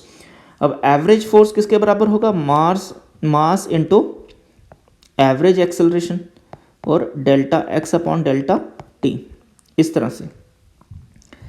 तो इसीलिए जो मैंने निकाला है वो उसकी ज़रूरत नहीं होनी चाहिए यहाँ पर इस चीज़ की। तो हमें एक्चुअली एवरेज एक्सेलरेशन चाहिए। एवरेज एक्सेलरेशन क्या होगा, v2 - v1 / t2 - t1, इस तरह से लिखा जाएगा। अब जब हम v2 और v1 कैसे निकालेंगे, t की वैल्यूज़ पुट करके। क्वेश्चन के अकॉर्डिंग क्या है, t कहाँ से कहाँ वेरी कर रहा है, 0 से 1। अगर मैं 1 पुट करता हूँ तो मुझे फाइनल वेलोसिटी मिल जाएगी, t की जगह 0 पुट करूँगा तो इनिशियल वेलोसिटी मिल जाएगी। ठीक, तो आप v2 - v1 कर सकते हैं। It's comes out to be 25 - 2 + 1, ये आएगा v2 - v1 जो आएगा दैट्स ओनली 25 और 1 - 0, इस तरह से। तो एवरेज एक्सेलरेशन कितना आना चाहिए, फिर एवरेज एक्सेलरेशन आप देखोगे 25 से 25 कैंसिल हो जाएंगे, -2 ये आ जाएगा -1 मीटर/सेकंड², ये आ जाएगा एवरेज एक्सेलरेशन। आप आराम से कैलकुलेशन करिए, आपको पता लग जाएगा। अब मेरे पास ये भी है, ये भी है, दो चीज़ें पता लग गई। ΔT भी पता है कि 1 - 0, ΔX निकालना बाकी बचा। अब ΔX कैसे निकाला जाए, ΔX निकालने के लिए हमें पता है वेलोसिटी = dx/dt होता है। तो इसका मतलब v dt = dx होगा और फिर उसको इंटीग्रेट कर देंगे। चलिए इसकी हेल्प से हमें ΔX पता लगेगा। तो 0 से 1 वेलोसिटी कितनी है, 25 - 2t + t² dt = ΔX। Integrate कर रहे हैं तो 25t - 2t² + t³ और लिमिट्स हो जाएंगी 0 से लेके 1 = ΔX, ऐसे लिखा जाएगा। सॉल्व करने पे आपको ΔX का वैल्यू पता लगेगा। ΔX comes out to be 73/3, ये ΔX की वैल्यू होगी। अब सारी वैल्यूज़ आपको पता लग गई हैं, इन सारी वैल्यूज़ को हम यूज़ कर लेते हैं। So average power = mass average acceleration delta x upon delta t. Mass की वैल्यू कितनी है क्वेश्चन में 1 kg। एवरेज एक्सेलरेशन कितना है -1। डेल्टा एक्स कितना है 73/3 और टाइम कितना है 1। So it comes out to be -73/3। When you solve this it's approximately comes out to be -24.4 watt. Now you can choose the option accordingly. I think it is mostly suitable for option 4. Option 4 is the correct answer. Okay. All right. Let's move towards question number 28. Question number 28 again a little lengthy. Let's see how to calculate this one. सो इस question को कैसे हमें solve करना है, चलिए क्या कहता है, find the compression in spring so that the block travel a distance of 8 metre before instantaneously comes to rest after block is released. फिर से सुनते हैं क्या कहता है, फाइंड द कंप्रेशन। अभी तो ये अपने रिलैक्स्ड मोड पे है, तो इसका कंप्रेशन वाली डायग्राम हमें बनानी पड़ेगी। कैसे बनाएंगे कंप्रेशन वाली डायग्राम इस सिचुएशन में कि मान लो कि ये मैं कंप्रेशन वाली डायग्राम बना रहा हूँ कि इसको कंप्रेस किया गया है ब्लॉक को, और ब्लॉक आ गया है यहाँ पर ब्लॉक आ गया है। ठीक, तो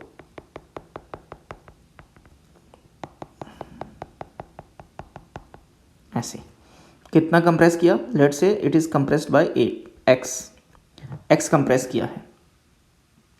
ठीक, अब कंप्रेस करके फाइंड द कंप्रेशन, हमें एक्स ही कैलकुलेट करना है in spring so that the block travel a distance of 8 metre before.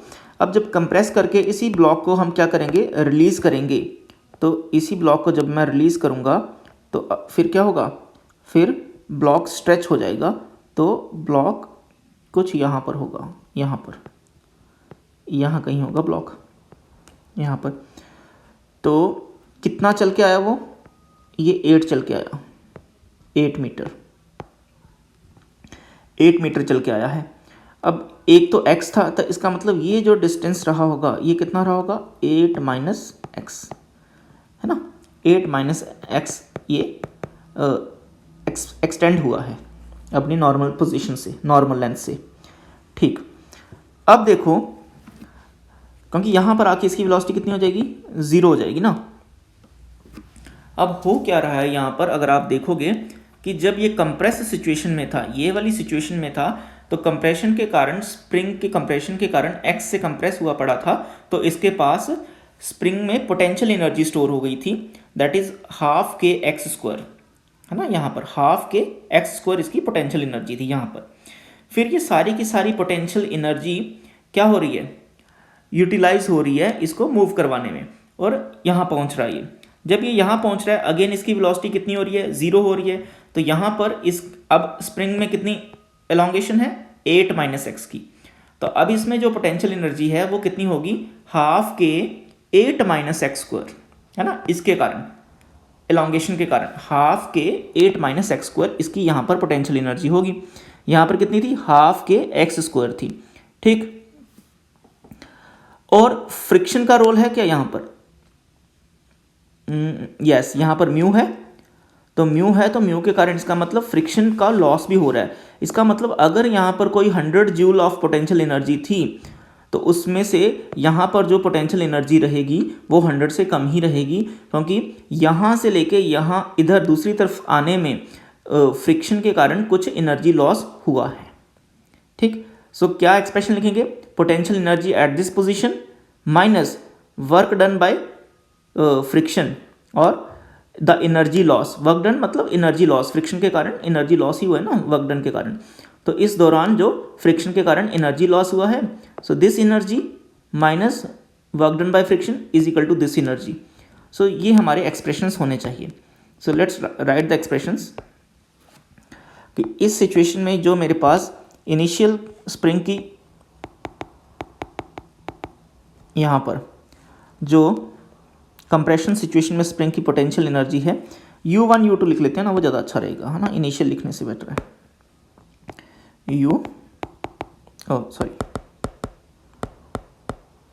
U1 spring इस सिचुएशन में जब कंप्रेस हुआ पड़ा है तो कितनी है, हाफ के एक्स स्क्वायर, ये होगी हमारी इक्वेशन नंबर फर्स्ट। ठीक, और इस सिचुएशन में कितनी है, U2 लिख रहा हूँ इसको, ये है half K 8 minus x square, ये होगी इक्वेशन नंबर सेकंड। ठीक, अब क्या है कि वर्क डन बाय फ्रिक्शन कितना होगा, so work done by friction is equal to, जो कि लॉस ही है एक किस्म से, है ना, कितना होगा, फ्रिक्शन फोर्स कितनी है, म्यू एम जी है, और कितना चला फ्रिक्शन, 8 चला है, 8 मीटर चला है, तो इसको म्यू की वैल्यू पुट करेंगे 0.2 है, मास की वैल्यू कितनी है 2 kg, जी को 10 लिख रहा हूँ और 8, सॉल्व करने पे ये आएगा 32 joule. This is equation number third. पता लग गया कहाँ कहाँ वैल्यूज़ पुट करनी है, चलिए वैल्यूज़ पुट करते हैं। तो ये आएगा U1 minus work done by friction equals to U2। U1 है हमारे पास हाफ के x square minus 32 equals to half K 8 minus x square, ऐसा। चलिए अब इनकी वैल्यूज पुट करते हैं। k की वैल्यू कितनी है, k की वैल्यू है 160 डिवाइडेड बाई 2 हो जाएगा तो 80 हो जाएगा, 80 x square minus 32 equals to, again k की वैल्यू 160 है, 160 है ना, यहाँ पर 160 पुट करेंगे, डिवाइडेड बाई 2 करेंगे तो 80 आ जाएगा, तो ये भी आ जाएगा 80। a माइनस बी स्क्वायर का फॉर्मूला लगाएंगे, a square minus 2ab plus B square, इस तरह से। फिर ब्रैकेट ओपन करते हैं, 80 x square minus 32, bracket open करें अगर हम तो ये आएगा 80, चलो अभी रुक जाओ, ये होगा 64 minus 28 x plus x square, इस तरह से। चलिए ये आ जाएगा 80 x square minus 32 equals to 80 into 64, it's comes out to be 5120 minus 80 into multiply 28, it's comes out to be 1280x plus 80x square. अब देखो बड़े आराम से यहाँ पर क्या हो रहा है, 80x स्क्वायर और 80x स्क्वायर यहाँ से कैंसिल हो रहे हैं। सो आपके पास x की एक ही टर्म बची है, वो भी नेगेटिव है, ये वाली टर्म, इसको मैं इधर ले आता हूँ और ये वाली -32 दूसरी तरफ ले जाता हूँ, तो ये आ जाएगा 1280x equals to 5120 plus 32। So x equals to, यहाँ से x की आप कैलकुलेशन कर सकते हैं, या so x comes out to be 5152 divided by 1280, solve करेंगे 4.025 metre, this is your answer. ऐसा देखो कोई ऑप्शन मैच कर रहे हैं, हाँ यस इट्स ऑप्शन नंबर 4, ऐसा होगा ये क्वेश्चन। क्लियर है, लंबा सवाल था, बहुत इंपॉर्टेंट सवाल है, अच्छे से प्रैक्टिस करना चाहिए ये क्वेश्चन। ये क्वेश्चन भी काफ़ी इंपॉर्टेंट है, इसको भी अच्छे से प्रैक्टिस करना चाहिए, और ये क्वेश्चन भी, तीनों सवाल बहुत ही इम्पॉर्टेंट हैं, तीनों एम्स में आए हुए हैं। ठीक, आगे बढ़ते हैं क्वेश्चन नंबर 29 के लिए। Question number 29 again very important but it's not that much difficult. A body initially at rest, यहाँ पर रेस्ट पे है तो इसका मतलब वेलोसिटी इसकी 0 हो जाएगी। Slide along a friction less track from a height h as shown in the figure, just complete a vertical circle of diameter this. ठीक है, जस्ट वर्टिकल सर्कल को वो क्या कर रहा है, कंप्लीट कर रहा है। तो सबसे पहले हम क्या देखेंगे, सबसे पहले तो ये देख लेते हैं कि इसके पास इनिशियली पोटेंशियल एनर्जी कितनी होगी, क्योंकि इसको अगर मैं ए बी तो लिखा होगा ऑलरेडी, तो मैक्सिमम एट दिस पोजीशन पे मैं अगर लिखूं तो इसके पास जो टोटल एनर्जी है, काइनेटिक एनर्जी तो 0 है, और पोटेंशियल एनर्जी कितनी है, mgh है, ऐसे। और अगर मैं बी पोजीशन की बात करता हूँ, बी पोजीशन की ए पोजीशन की, ये सारी की सारी एनर्जी यहाँ पर जब आएगा ये ब्लॉक तो कितनी हो जाएगी, यहाँ पर पोटेंशियल एनर्जी कितनी है 0 और काइनेटिक एनर्जी कितनी होगी 1/2 m वी एट ए लिख लेता हूँ, वी एट ए स्क्वायर इतनी हो जाएगी। सो इन दोनों को सबसे पहले इक्वेट कर लेते हैं। So it is mgh equals to 1/2 m v A square. m से m कैंसिल हो जाएगा, तो h को कैलकुलेशन करना था ना हमने, तो h यहाँ से आ जाएगा, h comes out to be v A square by 2g। ये h का यहाँ पर कैलकुलेशन है। अब हमें पता होना चाहिए कि for completing the vertical circle the what is the minimum condition for completing the vertical circle, just complete the vertical circle, the minimum requirement is velocity at A must be equal to और greater under root of 5g_r। r is the radius of the vertical circle. लेकिन आपको diameter given है, इसका मतलब r की value आप क्या put करोगे, d/2 पुट करोगे। ठीक है, इतनी आपके पास यहाँ पर वेलोसिटी होनी चाहिए। अब इसको मैं लिख लेता हूँ equation number second. Equation second को इक्वेशन फर्स्ट में अगर मैं यूज़ करता हूँ तो यहाँ h is equal to 1/2g, तो इक्वेशन सेकंड को अगर मैं स्क्वायर के साथ यूज़ करता हूँ तो 5g_r, r की जगह लिखूँगा d/2 ऐसा आ जाएगा। g से g कैंसिल हो जाएगा, तो ये आना चाहिए 5d/4। This is option number 4, ये आंसर आ गया हमारा। ओके, क्वेश्चन नंबर 13 देखो, 3030 a mass m is attached to a thin wire and reeled in a vertical circle. Again vertical circle, the wire is most likely to break when. सो जहाँ पर tension ज़्यादा होगी वहाँ पर ज़्यादा चांस है wire के ब्रेक होने की। अब हमें पता है कि vertical circular motion, question number 30, जैसे ये वर्टिकल सर्कुलर मोशन है, तो अगर मैं लोएस्ट पॉइंट की सिचुएशन ड्रॉ करता हूँ तो लोएस्ट पॉइंट पे क्या होता है, टेंशन इस डायरेक्शन में होगा, mg इस डायरेक्शन में होगा और u इस डायरेक्शन में होगा। तो यहाँ पर सेंट्रीपिटल फोर्स प्रोवाइड करेगा। सो लिखा जाएगा T minus M G is equal to mu²/L, L is the length of the wire. So T लिखा जाएगा लोएस्ट पॉइंट पे mu²/L plus mg। So the maximum value of tension कहाँ पर होती है, लोएस्ट पॉइंट पे ही होती है। इसका मतलब लोएस्ट पॉइंट पे वायर के ब्रेक होने के चांसेस सबसे ज़्यादा हैं। तो क्या आंसर होना चाहिए, when the mass is at the lowest point, third option होना चाहिए। क्वेश्चन नंबर 31 देखते हैं हम। क्वेश्चन नंबर 31 कहता है फोर्स आपको गिवन है और अगेन आपको वर्क डन बताना है कितना होगा। आसान सा सवाल है क्वेश्चन नंबर 31 क्वेश्चन का कि वर्क डन क्या होगा, integration of F D Y होगा। फोर्स की वैल्यू कितनी है 20 + 10y dy। कहाँ तक लिमिट है, 0 से लेके 1 तक। जब इसको सॉल्व करेंगे ये आ जाएगा 20y + 10y²/2 और लिमिट्स कहाँ से कहाँ तक होंगी, 0 से लेके 1 तक होंगी। जैसे ये लिमिट्स पुट करेंगे क्या आंसर आना चाहिए, 20y की जगह 1 प्लस यहाँ आ जाएगा 5y की जगह 1 square minus 0। So it is 20 + 5 - 0 equals to 25। Work done हो गया joule. So this is our answer and this is also the last question of this segment. So ये मैंने 31 क्वेश्चन आपके लिए सॉल्व कर रखे हैं वर्क पावर एनर्जी के लिए। आई होप कि आपको ये सारे बहुत ही फ्रूटफुल लगे होंगे, बहुत ही इंपॉर्टेंट है। किसी भी सवाल को इग्नोर मत करना। आसान तो आसान होते हैं, जो मुश्किल है उनको बार बार 2-3 बार रिवाइज करके अपने नोट्स में लिखना। अगर ये 31 क्वेश्चन आपको आते हैं और कुछ क्वेश्चन आपने अपने नोट्स में समझते हुए भी सीखे होंगे, that is more than sufficient to crack the question which is coming in this year. ठीक है, इन्हीं में से कोई एक कॉन्सेप्ट पे न्यूमेरिकल आ जाएगा। So wish you all the best with work power and energy. See you in the next chapter.